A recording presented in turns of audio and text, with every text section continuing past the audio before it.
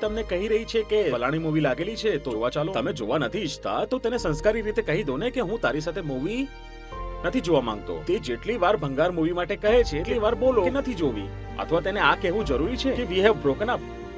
Movie માટે ના કહો ને, સંબંધ માટે કેમ ના કહી રહ્યા છો? સંબંધ કોઈ રમકડું છે? હું નથી કહી રહ્યો કે સંબંધો બચાવીને રાખો, હું કહું છું કે સંબંધ બનાવવો જ નહીં, બધું સહેજ રહે. કેમ નામ આપવું પડે છે? હું તમને બતાવું છું કે નામ કેમ આપવું પડે છે, જેથી સંબંધોમાં એક્સક્લુઝિવિટી આવે. એકવાર બે લોકોએ કહી દીધું કે અમે ગર્લફ્રેન્ડ બોયફ્રેન્ડ છીએ. હવે તેને અધિકાર મળી જાય છે મારો મોબાઈલ ચેક કરવાનો, અને મને અધિકાર મળી જાય છે તેનું પર્સ ચેક કરવાનો. તમે તેના પર્સમાં હાથ નાખી રહ્યા છો અને તે તમારા મોબાઈલમાં હાથ નાખી રહી છે.